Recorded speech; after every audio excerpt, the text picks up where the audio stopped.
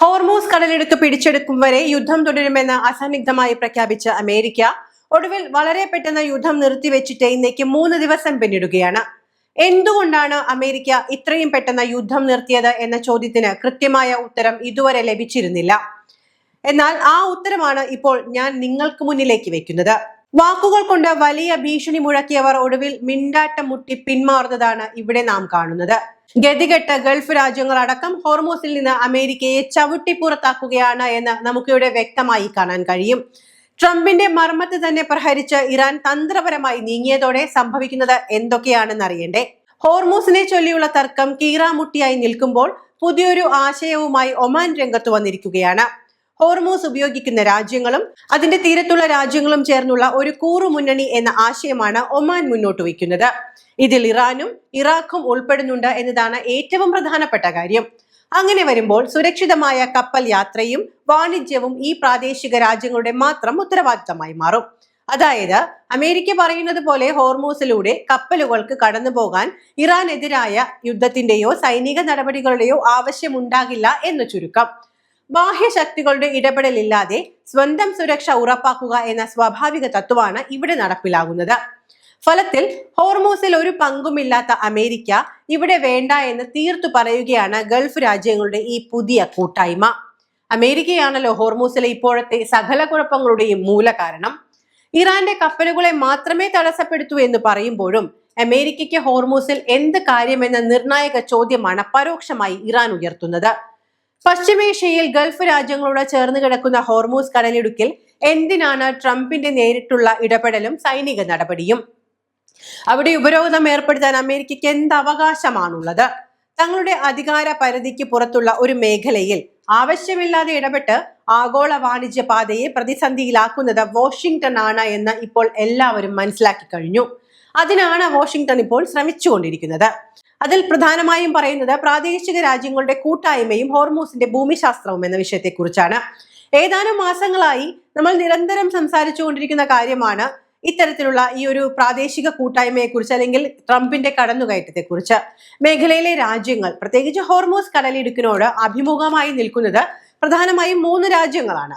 വടക്കുഭാഗത്ത് ഇറാനും തെക്കുഭാഗത്ത് UAE-യും ഒമാനും. പുറം കടലിൽ നിന്ന് വരുമ്പോൾ പ്രവേശന കവാടത്തിൽ ആദ്യം കാണുന്നത് ഒമാനാണ്.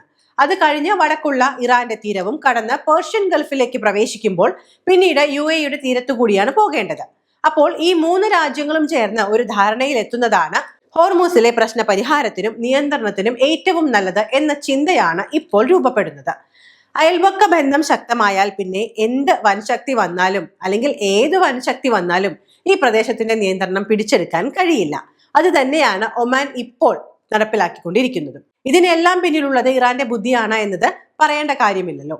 ഇത് ഔപചാരികമായി ഒമാനും ഇറാനും തമ്മിലുള്ള ചർച്ചകളിലൂടെ പ്രാബല്യത്തിൽ വരുത്താനുള്ള നീക്കമാണ് ഇപ്പോൾ നടക്കുന്നത്. ഒമാന്റെ ഒരു പ്രതിനിധി സംഘം ഇപ്പോൾ ടെഹ്റാനിലുണ്ട്. അവർ ഗൗരവകരമായ ചർച്ചകൾ നടത്തി വരികയാണ്. ഈ ഘട്ടത്തെ വളരെ നിർണായകമായാണ് അമേരിക്ക നോക്കിക്കാണുന്നത്. അതുകൊണ്ട് തന്നെ മേഖലയിൽ കൂടുതൽ പ്രകോപനം സൃഷ്ടിച്ച് പണി വാങ്ങേണ്ട, അഥവാ പൂർണ്ണമായും പുറത്താക്കപ്പെടാനുള്ള സാധ്യത വർദ്ധിപ്പിക്കേണ്ട എന്ന് കരുതിയാണ് അമേരിക്ക ഇറാനിലേക്കുള്ള ആക്രമണങ്ങൾ നിർത്തിവച്ചിരിക്കുന്നത്. കാര്യം മനസ്സിലായോ? അപ്പോൾ അതായത് ഇരുന്ന് ശിക്ഷ വാങ്ങേണ്ട എന്ന് അമേരിക്ക മനസ്സിലാക്കിയിട്ടുണ്ട് എന്നർത്ഥം. ഇറാനോട് ഇനി കളിച്ചു കഴിഞ്ഞാൽ ഇറാൻ ഒമാനുമായി കൂടിച്ചേർന്ന് ആ ഭാഗത്തേക്ക് അടുക്കാൻ പറ്റാത്ത രീതിയിൽ അമേരിക്കയെ പൂട്ടുമെന്ന് അമേരിക്കയ്ക്ക് കൃത്യമായി മനസ്സിലായിരിക്കുന്നു എന്ന് സാരം. തന്ത്രപരമായ ഈ തിരിച്ചടി ട്രംപിന്റെ നയതന്ത്ര പാളിച്ചകളെയാണ് ഇവിടെ തുറന്നു കാണിക്കുന്നത്. കഴിഞ്ഞ കുറച്ചു മണിക്കൂറുകളായി ഇറാന്റെ ഭാഗത്ത് നിന്നും വലിയ ആക്രമണങ്ങൾ ഉണ്ടായിട്ടില്ല എന്നതും ശ്രദ്ധേയമാണ്. ഇറാന്റെ മാസ്റ്റർ സ്ട്രാറ്റജി, അതിനെക്കുറിച്ചാണ് ഇനി പറയുന്നത്. ഇതിൽ രസകരമായ വസ്തുത, തുടക്കത്തിൽ ഹോർമൂസിനെ ചൊല്ലി ആയിരുന്നില്ല ഇറാനും അമേരിക്കയും, അല്ലെങ്കിൽ ഇറാനും ഇസ്രായേലും തമ്മിലുള്ള പ്രശ്നം എന്നതാണ്. യഥാർത്ഥത്തിൽ ഈ തർക്കം തുടങ്ങിയത് ആണവ നിരായുധീകരണത്തെ ചൊല്ലിയായിരുന്നു. നമുക്ക് എല്ലാവർക്കും അറിയാവുന്നതാണ്, ഇറാൻ ആണവ രാജ്യമായി മാറുന്നതിനെ ഒരു കാരണവശാലും അംഗീകരിക്കാൻ പറ്റില്ല എന്നായിരുന്നു ഇസ്രായേലിന്റെ വാദം. ഇതിന്റെ ചുവട് പിടിച്ചാണ് അമേരിക്ക ഈ രംഗത്തേക്ക് പ്രവേശനം ചെയ്യുന്നത്. ഇറാന്റെ ആണവ സമ്പുഷ്ടീകരണം അവസാനിപ്പിക്കുക എന്നതായിരുന്നു വിദേശ ശക്തികളുടെ ആദ്യത്തെ ആവശ്യം. അവിടെ തുടങ്ങിയ പ്രശ്നമാണ് ഇപ്പോൾ ഈ ഹോർമൂസിൽ വന്ന് നിൽക്കുന്നത്. എന്നാൽ വിജയകരമായി ആ വിഷയത്തിന്റെ കുന്തമുന ഹോർമൂസിലേക്ക് തിരിച്ചു വെക്കുക എന്നതായിരുന്നു ഇറാന്റെ തന്ത്രം. ആ സ്ട്രാറ്റജിയിൽ ട്രംപ് തലകുത്തി വീഴുന്ന കാഴ്ചയാണ് നാം കണ്ടതും ഇപ്പോൾ കണ്ടുകൊണ്ടിരിക്കുന്നതും. ശത്രുവിന്റെ നീക്കം മുൻകൂട്ടി കണ്ട യുദ്ധക്കളം തന്നെ മാറ്റി വരയ്ക്കുന്ന മികച്ച ചെസ് കളി തന്നെയാണ് ഇറാൻ പുറത്തെടുത്തിരിക്കുന്നത്. ഇത് ഒരുപാട് അസ്വാരസ്യങ്ങൾ സൃഷ്ടിച്ചുവെങ്കിലും ഇറാനെ സംബന്ധിച്ചിടത്തോളം വലിയ നേട്ടമായിരുന്നു. ഇറാന്റെ തന്ത്രത്തിനനുസരിച്ച് നീങ്ങാതെ അമേരിക്കയ്ക്ക് രക്ഷയുമില്ലാത്ത ഘട്ടം വന്നിരിക്കുന്നു. ഹോർമൂസ് വിഷയം ചർച്ച ചെയ്യാൻ അമേരിക്ക ഇപ്പോൾ നിർബന്ധിതമായിരിക്കുകയാണ്.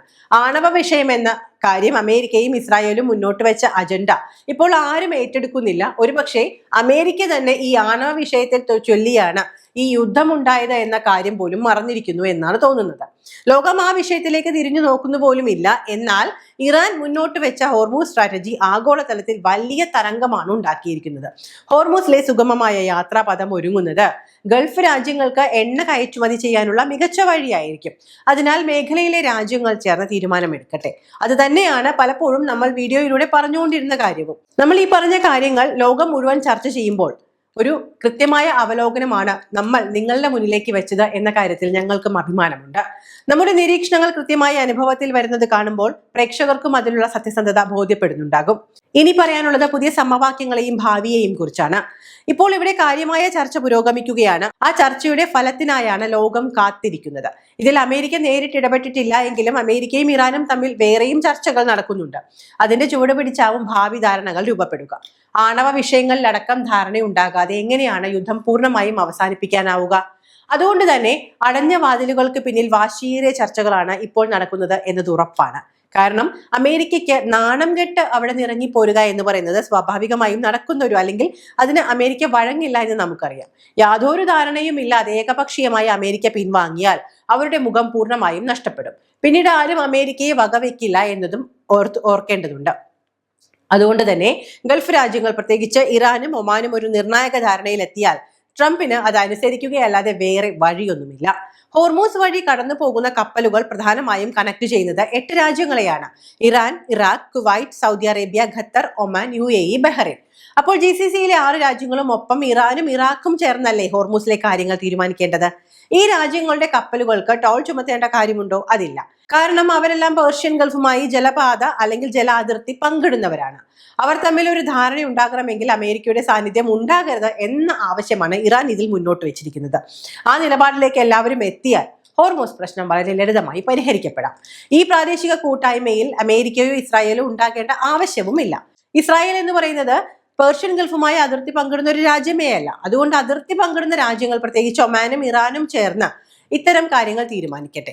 മേഖലയിലെ സമാധാനത്തിന് പുറത്തു നിന്നുള്ള ശക്തികളുടെ ഇടപെടൽ അവസാനിപ്പിക്കുകയാണ് ആദ്യം വേണ്ടത്. ടോൾ സമ്പ്രദായവും ഭാവി സാധ്യതകളെക്കുറിച്ചും പറയുമ്പോൾ ഇനി എന്താകും ആ തീരുമാനങ്ങൾ എന്നതിനെ കുറിച്ച് ഒരു ഏകദേശ ധാരണ പറയാം. സമാധാന കരാർ ഒപ്പിട്ടു കഴിഞ്ഞാൽ ഹോർമൂസിൽ ഒരു ടോൾ സമ്പ്രദായം ഏർപ്പെടുത്തിയേക്കാം. പേർഷ്യൻ ഗൾഫ് മേഖലയിലെ ഈ 8 രാജ്യങ്ങളുടെ കപ്പലുകൾക്ക് ടോൾ ബാധകമാവില്ല.